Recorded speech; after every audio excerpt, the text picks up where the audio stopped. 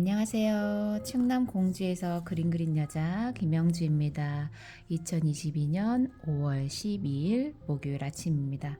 오전 수업이 있는데 그 전에 책을 잠시 읽으려고 합니다. 삶으로 다시 떠오르기. 전에도 조금 읽었던 책인데요. 오늘은 제가 또 책갈피를 해놓고 읽으려고 합니다. 형상의 꿈에서 깨어나기. 진정한 자신을 발견하기 위하여. 그노티 세아우톤, 너 자신을 알라. 신의 예언을 받는 장소인 델포이의 아폴로 신전 입구 위에 새겨진 말이다. 고대 그리스 사람들은 자신에게 어떤 운명이 준비되어 있는지, 특정한 상황에서 어떻게 행동해야 하는지 알고 싶어서 예언을 들으러 신전을 방문했다. 아마도 방문자의 대부분은 신전에 들어갈 때 이 문장을 읽었겠지만 이것이 어떤 예언보다 깊은 진리를 가리키고 있음을 깨닫지 못한 것이 아닐까. 또한 아무리 위대한 계시와 정확한 정보를 받는다 해도 너 자신을 알라라는 명령문 속에 숨겨진 진리를 발견하지 못하는 한 궁극적으로는 아무 소용없는 것으로 밝혀지고 앞으로의 불행과 자신이 창조한 고통으로부터 그들을 구원해주지 못하리라는 것도 깨닫지 못했을 것이다. 그 문장이 암시하는 것은 이것이었다. 다른 어떤 질문을 하기 전에 먼저 너의 삶의 가장 근본적인 질문을 하지 않으면 안 된다. 나는 누구인가 하고. 무의식적인 사람들은 많은 이들은 에고에 갇혀 무의식 상태로 평생을 보내는데 곧바로 자신이 누구라고 대답할 것이다. 이름이 무엇이고 직업은 무엇이며 이러이러한 인생을 보냈고 몸은 어떻고 건강 상태는 어떠하다며 자신이 동일화되어 있는 모든 사항을 늘어놓는 것이 틀림없다. 스스로를 불멸의 영혼 또는 성스러운 영이라고 생각하는 영적으로 진화한 것처럼 보이는 사람들도 있을 것이다. 그러나 그들은 정말로 자신이 누구인지 아는가? 아니면 단지 영적으로 들리는 어떤 개념들을 마음의 내용물에 추가한 것일 뿐인가? 자기 자신을 안다는 것은 한 묶음의 사상이나 신념을 채택하는 것보다 훨씬 깊이 들어가는 일이다. 영적인 사상과 신념은 기껏해야 도움을 주는 방향 표지판일 뿐이다. 그것들은 무의식 속에 더 단단히 뿌리내린 자신이 누구라고 생각하는 핵심 개념들, 조건, 이어진 인간 마음의 일부인 그것들을 제거할 만한 힘을 거의 가지고 있지 않다. 자기 자신을 깊이 안다는 것은 마음속에서 떠다니는 다양한 사상들과는 아무 관계가 없다. 자기 자신을 안다는 것은 자신의 마음속에서 미화가 되는 대신 순수한 있음에 뿌리를 내리는 것이다. 자신이 생각하는 자기 자신. 자신이 누구인가에 대한 느낌은 자신에게 무엇이 필요하고 자신의 삶에서 무엇이 중요한가를 결정한다. 그리고 당신에게 중요한 것들은 당신을 흔들어 놓거나 마음을 방해하는 힘을 가지고 있다. 그러므로 무엇에 흔들리고 마음이 방해받는가를 기준으로 당신이 얼마나 깊이 자기 자신을 알고 있는가를 판단할 수가 있다. 당신에게 무엇이 중요한가는 당신이 말하거나 믿는 것과 꼭 일치하진 않는다. 그보단 오히려 당신의 행동과 반응이 당신에게 중요하고 심각한 것을 드러내준다. 따라서 스스로에게 이런 질문을 해보면 좋다. 나를 흔들어 놓고 마음을 방해하는 것들은 어떤 것인가? 만약 작은 것에 마음이 흔들린다면 당신이 생각하는 자신은 정확하게 이것이다. 즉, 작다. 그것이 당신의 무의식적인 믿음일 것이다. 그렇다면 작은 것은 무엇인가? 궁극적으로는 모든 것들이 작은 것들이다. 모든 것들이 덧없기 때문이다. 나는 내가 불멸의 영이라는 것을 안다. 라거나 혹은 나는 미친 세상에는 지쳤다. 내가 원하는 것은 평화, 그것뿐이다 라고 말하는 사람도 있을 것이다. 단 전화벨이 울리기 전까지다. 나쁜 소식이 전해진다. 주가가 대폭락했다. 거래가 취소되었다. 자동차를 도난당했다. 시어머니가 오셨다. 여행이 취소되었다. 계약이 깨졌다. 사랑하는 사람이 떠났다. 사람들이 더 많은 돈을 요구한다. 상대방은 그것이 자신의 실수라고 말한다. 갑자기 분노와 걱정이 파도처럼 밀려온다. 목소리가 날카로워진다. 난 더 이상은 받아들일 수 없어. 당신은 따지고 비난하고 공격하고 자기를 방어하고 합리화시킨다. 이 모든 것이 자동 조종장치처럼 일어난다. 조금 전만 해도 자신이 원하는 것은 평화뿐이라고 말했지만 분명 마음의 평화 이상으로 중요한 것이 있다. 게다가 당신은 더 이상 불멸의 영혼도 아니다. 거래, 금전, 계약, 손해 또는 손해볼 위기가 더 중요하다. 누구에게 더 중요한가? 당신이 자신이라고 부르는 불멸의 영혼에게? 아니다. 나에게다. 움직이고 변화하는 것들에게서 안전과 만족을 찾으려 하고 그것이 찾아지지 않기 때문에 불안해하고 화를 내는 작은 나에게. 이로써 이제 적어도 당신이 실제로 자신이 누구라고 느끼고 있는가는 분명해졌다. 만약 평화를 정말로 원한다면 평화를 선택할 것이다. 어떤 것보다도 마음의 평화가 중요하다면, 그리고 정말로 자신은 작은 나가 아니라 큰 영혼이라고 안다면 도전해 오는 사람들과 상황에 직면해도 반응하지 않고 완벽하게 깨어있게 될 것이다. 상황에 저항하지 않고 그 자리에서 상황을 받아들이고 그것과 하나가 될 것이다. 그러면 깨어있음으로부터 자연히 반응이 나온다. 당신이 자신이라고 생각하는 나인 작은 나가 아니라 진정한 나인 의식이 반응할 것이다. 그 반응은 힘이 있고 효과적이며 어떤 사람도 어떤 상황도 적으로 바꾸는 일은 없을 것이다. 실제로 자신이 누구라고 생각하는가에 대해 스스로를 오랫동안 속일 수 없음을 세상은 언제나 확인시켜준다. 자신이 무엇을 정말로 중요하게 여기는가를 세상이 금방 드러나게 하기 때문이다.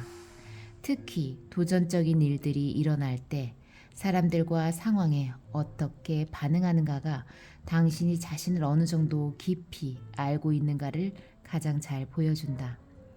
자신에 대한 시각이 좁고 제한되어 있으며 자기 중심적일수록 당신은 타인에 대해서도 자기 중심적이고 무의식적인 부분에만 눈이 가고 거기에 더 반응한다. 상대방의 잘못 혹은 더 정확히 말하면 잘못이라고 당신이 해석하는 부분을 상대방 그 자체로 본다. 즉, 상대방의 에고만을 보고 그렇게 해서 자신의 에고를 강화한다. 그 사람 안의 에고를 뚫고 그 사람을 보는 것이 아니라 에고 그 자체를 본다. 그러면 그 에고를 보고 있는 것은 누구인가? 당신 안의 에고이다. 매우 무의식적인 사람들은 다른 사람들 안에 투영된 모습을 통해 자신의 에고를 경험한다. 상대방 안에 무엇인가에 반응하는 것은 자신에게도 같은 것이 있기 때문임을, 그리고 때로는 자신 안에만 있다는 것을 깨달으면 자기 자신의 에고가 보인다. 이 단계에 오면 다른 사람들이 당신에게 하고 있다고 생각했던 그것을 당신이 다른 사람들에게 하고 있었다는 것을 깨달을지도 모른다. 그러면 자신을 피해자로 보는 것을 중단하게 된다. 당신은 에고가 아니다. 그러므로 자신 안의 에고를 알아차렸다고 해서 자신이 누구인지를 알 수 있다는 의미는 아니다. 자신이 누구가 아닌가를 알게 되었음을 의미할 뿐이다. 그러나 그렇게 자신이 누구가 아닌가를 아는 것을 통해서 진정으로 자신을 아는 것을 가로막는 가장 큰 장애물이 제거된다. 누구도 당신이 누군가를 가르쳐 줄 수가 없다. 누군가가 가르쳐 주는 것은 개념에 불과하기 때문에 당신을 변화시킬 힘이 없다. 나는 누구인가는 믿음이 필요하지 않다. 사실 모든 믿음은 어느 것이든 장애물이다. 나는 누구인가는 심지어 깨달음조차 요구하지 않는다. 왜냐하면 당신은 이미 당신 자신이기 때문이다. 그러나 깨달음 없이는 진정한 나는 세상을 향해 빛을 발하지 않고 묻혀있는 상태가 된다. 물론 그 묻힌 장소가 진정한 나가 있는 곳이다. 가난하다고 느끼는 사람이 사실은 1억 달러의 예금을 가지고 있음을 알지 못한 채 언제까지나 그 막대한 부를 잠재 가능성으로만 남겨두는 것과 같다. 풍요로움. 자신을 누구라고 생각하는가는 다른 사람들에게 어떻게 대우받는가와도 밀접한 관계가 있다. 대부분의 사람들이 남들이 자신을 잘 대우해주지 않는다고 불평한다. 나는 존경받지 못했고, 관심받지 못했고, 인정받지 못했고, 제대로 평가받지 못했어 라고 그들은 말한다. 사람들은 나를 그저 당연한 존재로만 여겨 이런 사람은 누군가에게 친절한 대우를 받으면 숨은 동기가 있는 것은 아닌지 의심한다. 나를 조종하고 이용하려고 해. 아무도 나를 진정으로 사랑하지 않아. 그러면 그들은 자신을 누구라고 생각하는가? 나는 많은 것이 부족한 작은 나이고 그 부족함은 결코 채워질 수 없어. 자신이 누군가에 대한 이 기본적인 오해가 모든 관계에 문제를 일으키는 기능장애의 원인이 된다. 이들은 자신에게는 줄 것이 아무것도 없으며 사람들과 세상은 인색해서 자신이 필요로 하는 것을 줄 수 없다고 믿는다. 그들의 모든 현실은 자신이 누구인가에 대한 이러한 망상적인 느낌 위에 기초하고 있다. 그것이 상황을 나쁘게 돌아가게 하고 모든 관계를 망쳐놓는다. 자신이 생각하는 나는 누구인가에 돈이든 인정받는 일이든 사랑이든 부족함이라는 사고방식이 포함되면 언제나 결핍을 경험한다. 이미 있는 자기 삶의 좋은 것들을 인정하지 않고 결핍만 눈에 띈다. 이미 있는 자기 삶의 좋은 것들을 인정하는 것이 모든 풍요의 기본이다. 세상이 인색하게 주지 않는다고 생각하지만 사실은 자기 자신이 인색하게 세상에 주지 않는 것이다. 왜 인색한가 하면 자신은 작고 아무것도 줄 것이 없다고 마음 깊은 곳에서 믿고 있기 때문이다. 다음 것을 2, 3주 동안 시험해보고 자신의 현실이 어떻게 바뀌는가 관찰해보라. 사람들이 당신에게 주지 않는다고 생각하는 것, 칭찬, 감사, 도움, 애정 어린 관심 등 자신이 다른 사람들에게 주는 것이다. 그런 것을 갖고 있지 않다면 갖고 있는 것처럼 행동하면 된다. 그렇게 하면 나오게 된다. 그리고 주기 시작하자마자 받기 시작할 것이다. 주지 않는 것은 받을 수 없다. 밖으로 흘러나가는 것이 안으로 흘러 들어오는 것을 결정한다. 세상이 당신에게 주지 않는다고 생각하는 것은 당신이 이미 가지고 있음에도 흘러나가도록 허락하지 않는 것이다. 그뿐 아니라 자신이 그것을 가지고 있다는 것조차 알지 못한다. 그 안에는 풍요도 포함된다. 흘러나가는 것이 흘러 들어오는 것을 결정한다는 법칙을 예수는 강력한 말로 표현했다. 주라. 그러면 너희에게 주어질 것이다. 곧 후하게 되어 누르고 흔들어 넘치도록 하여 너희에게 안겨주리라. 너희의 헤아리는 그 헤아림으로 너희도 헤아림을 도로 받을 것이다. 모든 풍요의 원천은 당신의 외부에 있지 않다. 그것은 당신 자신의 일부이다. 그러나 먼저 바깥의 풍요를 느끼고 알아차리는 일로부터 시작해야 한다. 당신을 에워싼 삶의 충만함을 보라. 피부에 닿는 햇살의 따스함, 꽃가게 앞에 놓인 꽃들의 아름다움, 깨어물면 과즙 풍부한 과일, 하늘에서 내리는 비의 풍요 속에 젖은 즐거움, 모든 걸음마다 삶의 충만함이 있다. 자기 주위 모든 곳에 풍요를 알아보는 것이 자신 안에서 잠자고 있는 풍요를 깨어나게 한다. 그런 후에 그 풍요를 밖으로 흘러나가게 하라. 낯선 사람에게 미소 지을 때 그곳에 이미 에너지의 미세한 흘러나감이 있다. 당신은 주는 사람이 된 것이다. 자신에게 이렇게 자주 물어보자. 이곳에서 나는 무엇을 줄 수 있을까? 어떻게 하면 이 사람, 이 상황에 내가 도움이 될 수 있을까? 아무것도 소유하지 않아도 풍요를 느낄 수 있고 늘 풍요를 느끼면 모든 것이 계속해서 당신에게로 온다. 풍요는 이미 그것을 가지고 있는 사람에게만 찾아온다. 불공평하게 들리겠지만 그렇지 않다. 그것이 우주의 법칙이다. 풍요도 결핍도 내면의 상태이며 그것이 당신의 현실이 되어 나타난다. 예수는 그것을 이렇게 표현했다. 있는 자는 더 받을 것이고 없는 자는 그 있는 것마저 빼앗길 것이다. 자신을 아는 것과 자신에 대해 아는 것. 자기 자신을 안다는 것이 싫을 수도 있다. 무엇을 발견하게 될지 두렵기 때문이다.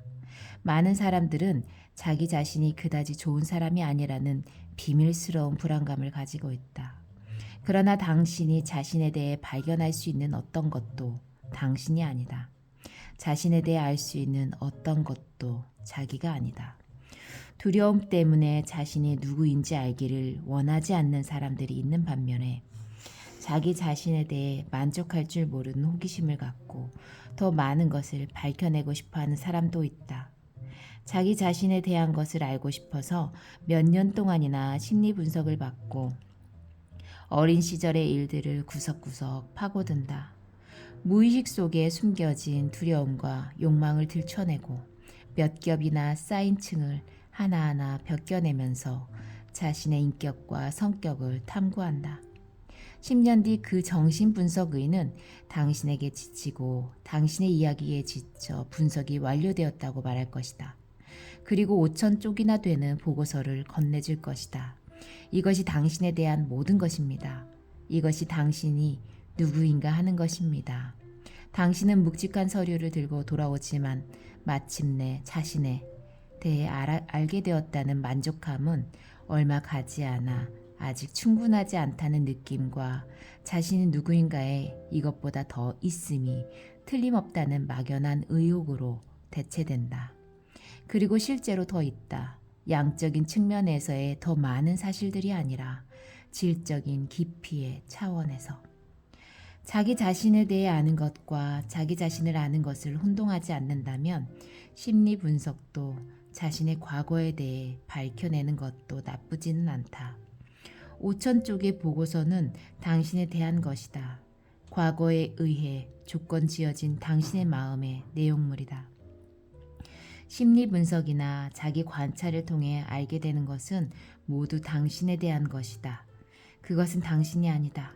그것은 당신 마음의 내용물이지 당신의 본질이 아니다.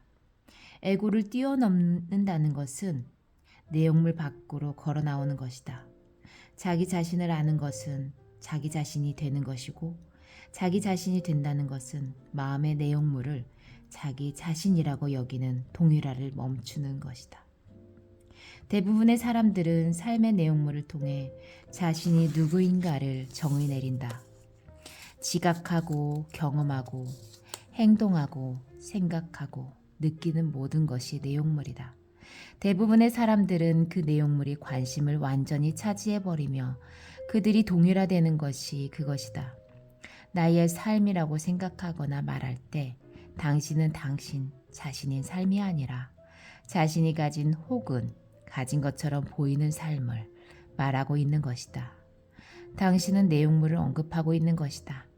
자신의 정신 상태와 감정 상태는 물론 나이, 건강, 관계, 경제력, 일, 생활 환경 등을 사건들, 그리고 즉 일어나는 모든 일들과 마찬가지로 당신 삶의 외부 환경과 마음의 환경, 당신의 과거와 미래 모두가 이 내용물의 영역에 속한다.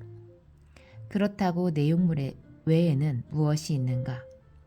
그 내용물의 존재를 가능하게 하는 것, 바로 의식이라는 내적 공간이 있다.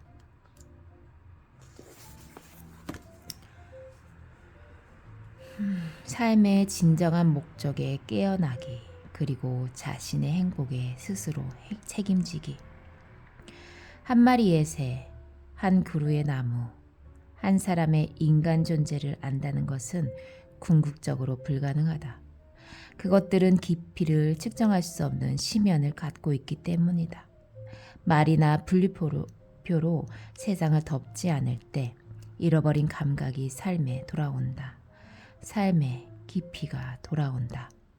자기 자신이라고 믿는 모든 것으로부터 자유로워져야 한다. 무엇이 내가 아닌가를 아는 순간 나는 누구인가가 나타난다.